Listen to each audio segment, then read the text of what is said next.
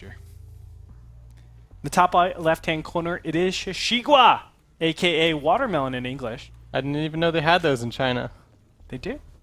They absolutely do. Have you had a I've watermelon never been in to China? though. But they have to have watermelon. I mean, watermelon is actually very... well, everybody loves watermelon. Yeah. In Malaysia, at least. And in the bottom right-hand corner, his contender, it is Major. They really like durian, though. Do you know what durian is? It's a kind of fruit. Yeah. It's the one that smells really bad, isn't it? Yeah. Yeah. Like garbage. Yeah. But my parents like love that. They live by that. They can only eat that. That and rice, they're fine. I don't know how to do it, man. I've never actually got into it. Yeah, I've never actually tried it, but I know what it is. You should try it. It doesn't taste like how it smells, but it's definitely not something like, wow, I love that. What's the taste like? It's too hard to describe. I can't describe it in words. You just have to try it.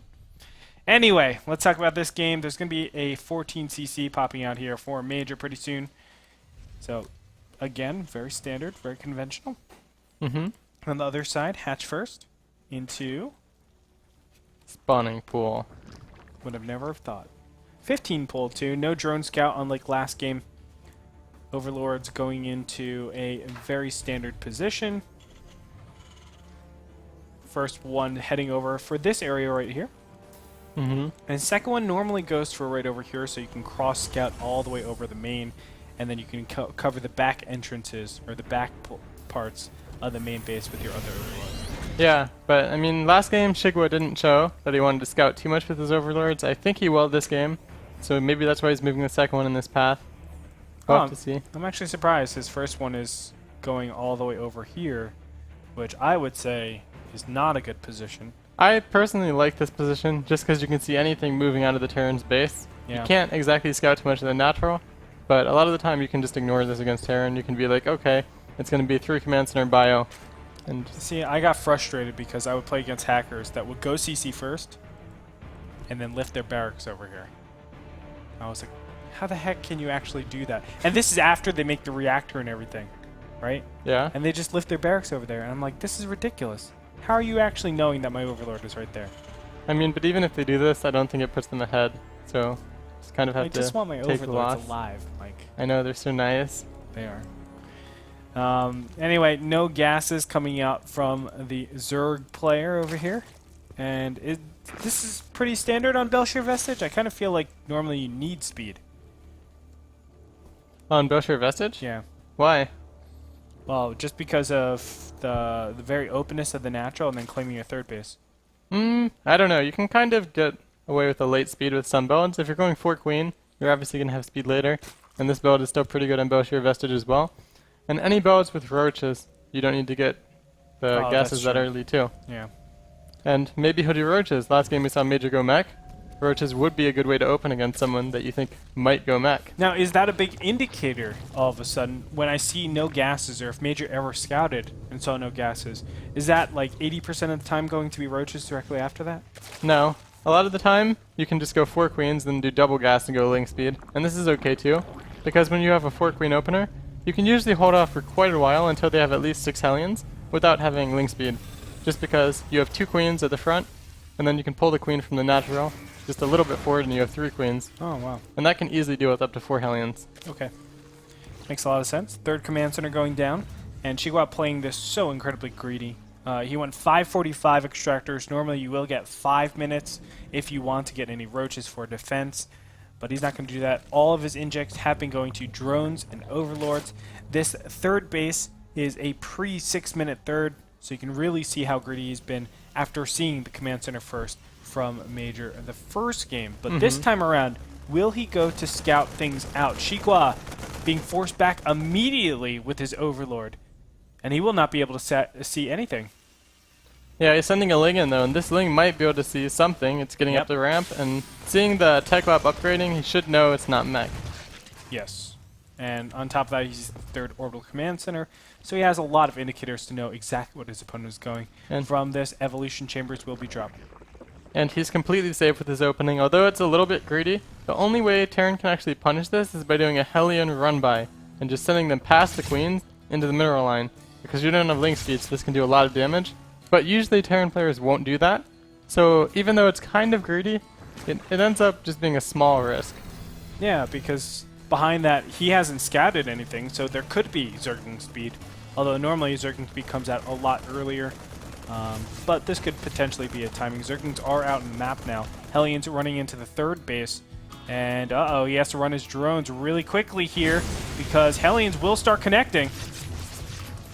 And he's lost about 6 or more so far. He's going to lose a lot from these. Yeah. Oh my goodness. And look at this. Hellions are still alive. 5 total Hellions so far. Gonna shoot one more time. Down to 3 though. He can still one-shot a lot of the Zerglings and drones, but no, it's not going to happen. Everything gets cleaned up. Let's see the damage report. 17 drones killed. Was it worth it, Mike? Well, it was definitely worth it. Yeah. But it doesn't actually put Major in that much of a lead, as you might think. Because losing those Hellions, Xigua knows that there's no timing push coming, because usually the timing push is Hellion, Marine, and Medevac. Now that he lost those, it would only be Marines and Medevacs, and that's pretty easy to defend. So he can just drone a lot more and kind of catch up. It maybe puts him 20 seconds behind, but not much at all. All right. And not only that, creep spread is going to be unaffected for a large portion of this early game stage. Probably when the 11-minute mark hits and you start to get 1-1 and the double medevacs, then he'll start to contest. But by that time, if Xigua is good about this, he'll be able to have creep spread on half of the map. And that's a great position to start from, especially to claim your 4th base, which I think is one of the hardest things to do on this map in particular. Yeah, what's kind of interesting in this map is which 4th base the Zerg player goes for. Typically, in the past, we've seen Zergs usually go for the one on the right side of the map in Xigua's position, at the 3 o'clock position. But lately, it's more common to take the other 4th base. This one's actually easier to defend, because it's a bit farther away from Terran's bases, and there's not as much of a choke leading up to it as there is on the other side of the map. Yeah, that makes a lot of sense. I've actually been seeing that a lot more on ladder as well.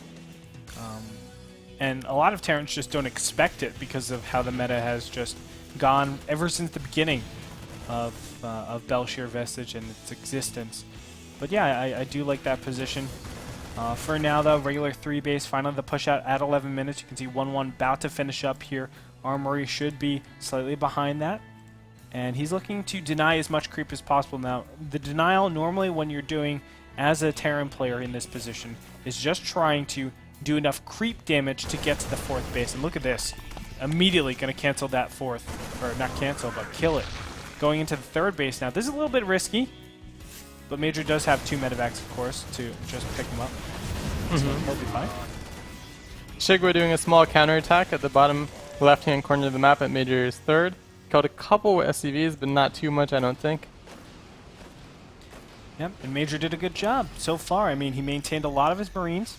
He still has his medevacs. And look at that, the 4th base going to be taken in the mid-left-hand position. But there is a drop incoming directly after this. Still, I feel like Major is stepping into pretty murky waters. 12:30, 13 minutes. This is the normal timing for Mutas to pop out. And boom, Mutas are out. Going to chase out this medevac who already boosted. But it actually looks like it's going to get away, so that's not too bad at all. Okay, not bad. And needs to be careful. Xigua will get out of there without losing any Mutalisks. As it stands, though, I feel like Major is in a good position. Yeah, and on this map, I think Terran's usually in a fairly good position about this time of the game. It will all come down to how well this push does, of course, and it might not go too well for him. He doesn't have many Widow Mines at all. He doesn't. He doesn't have any over here, and finally getting into position, but it's a little bit too late. All of them are very close together. Great connections on the left side, but not so much on the right side. Marines will be able to push forward and potentially deny this 3rd base. Banelings are underway along with a lot of Zerglings, and this is the perfect amount of time and timing, I would say, for these Marines to kill the hatchery, and they have to start it up right now. Yeah, I think Xigua engaged a bit too early there. I think he thought he had more Zerg units than he did. Yeah. He didn't really have enough Banelings was the big problem. And on top of that, he's attacking on creep. Normally, when you're trying to take your 4th base, never, ever, ever be attacking off of creep. It's so unnecessary because of how much easier it is to connect with those banelings and even get the surround with the zerglings. I thought was a very critical thing. And now Major is just starting to build his advantage more and more and more. Throwing down 3 additional barracks in great positions, I want to say. Has a really nice choke in between there, and he can easily lift it if he ever needs to. And a command center for his 4th base, still being active on the map, trying to deny a little bit of creep here and there. Needs to be careful, as this incoming wave can do a lot of damage. The nice thing about this map is you don't actually have to deny all that much creep, because the only important areas of creep are the ones in front of the 4th base of Zerg. And if you can deny this, you can do whatever you want. Well, Xigua is pushing on really, really far. Nice little dodge from the Baneling or Widowmine hit. But a drop all the way in the top left-hand corner is doing a lot of damage, shutting down this base from mining anymore. Mutas will join up here, but I love this. A Widowmine, just in case Mutas are going to go in front and try to shut this down immediately. The medevac is able to get out. In the meantime, he knows, Major knows exactly where those Mutas are. He's setting up to attack the 4th base. Great theoretical play.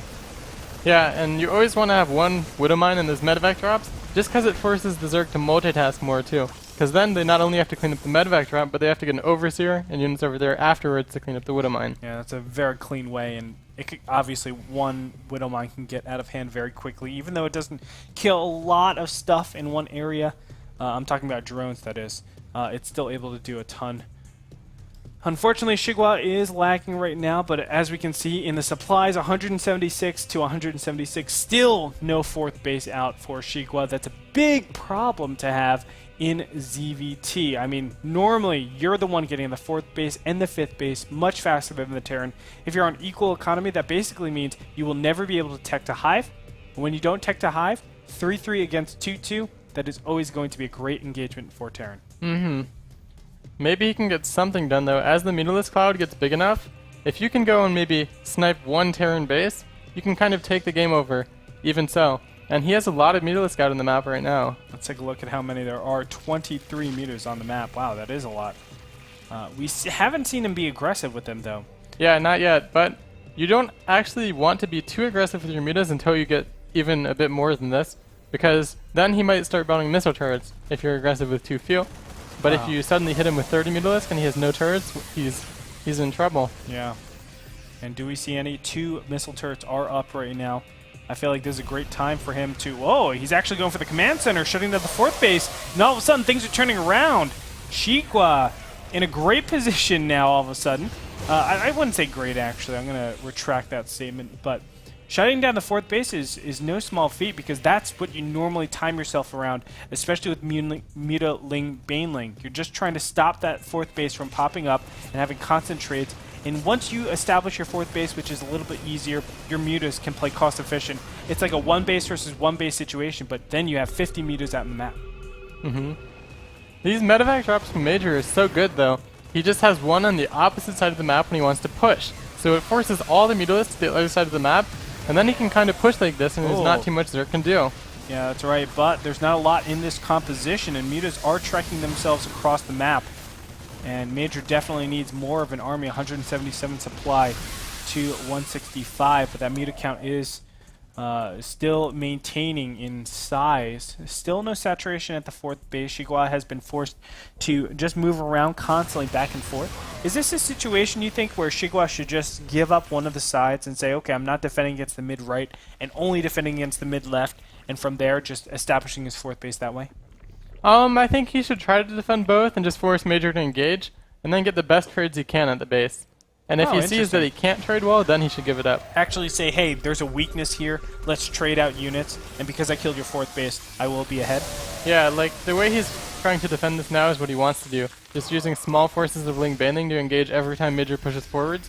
Because if he miss micros once, you can get a nice lead as Xigua, and weaken Major's army immensely. Sure. Corruptors being built. What's the purpose of Corruptors in this composition? The purpose of the Corruptors is it's a mistake. They're not actually useful against anything Major has. They're slower than Mutalisks, they don't do any extra damage to medevacs, and they can't shoot anything else. Okay. Well, we'll see. Major having great position over here, but his Widow Mines definitely need to spread out. Banelings and Zerglings yet again popping in there. That was not all the Zerglings and Banelings. So he needs to be careful. And there's the big engagement. He's backing up into Widow Mines. Great connection on a pack of those Banelings. Is it going to be enough, though? Major going to be forced back a long ways. Now losing a lot of Medivacs. Wow, Major lost that fight really convincingly. He can't afford to lose this command center either. His 4th base has already been set back by losing it the first time, and now he's going to lose it again. Yeah, and wow. Xigua turning this around so well after the beginning phases. And look, the 3rd base is pretty much mined out. The natural, mined out. The main base, mined out. Look at the income tab. Mined out. 58 harvesters that are doing maybe 20 SCVs worth of work. Those lazy SCVs need to get to work. Oh, gosh. They're like casters, man. Anyway, engagement's going to happen here. Any trades are going to help so much for Xigua. He's just getting more and more Mutalisks, more Zerglings, more Banelings. I mean, what went wrong for Major? Was it just the 4th base losing it continuously and not defending it? Yeah, he needs to be able to defend the 4th base, or there's no point in taking it at that time. Wow, this is like the best spot for Banelings to connect there. All of a sudden, his wall doesn't make too much sense. 3rd base now going down as it will be focused down, and he's just going to get out of here with his Mutas. Beautifully done. Yeah, the engagements just didn't go well enough for Major this game. Usually Terran should be winning engagements and pushing the Zerg's force continuously, and if it switches around, so Zerg is pressuring the Terran's force continuously, I mean, it just gets out of hand. Sure. Well, that makes obviously so much sense. Because they're able to hold off that wave and on top of that, start doing damage. Normally you want Zerg to be in the defensive so much to force out a lot of Banelings. And it's not necessarily that Banelings are bad, it's the fact that those Banelings could be a potential faster hive, could be faster upgrades, could be Ultralisks, could be Broodlords, and these are all things that can really crush a Terran. That's why you need that constant harassment and constant fights. Yeah, and usually those Banelings are like 40 Mutalisk, and once they get about 40 Mutalisk, they can just pick off command centers, they can pick off turrets, they can do whatever they want. Yeah. And whenever you try to engage, they can just throw small amounts of Ling Banning at you until you have to go home. Well, here it is, ladies and gentlemen, and it looks like Major will be cleaned up here very decisively. And he doesn't have too much left. Most of his supply is in SCVs. Yep. I mean, back he has a little bit of marine production, but let's look back at the income tab. He's harvesting from the mid right-hand position. That's it. GG gets called, and Xigua will take it, tying up the series 1.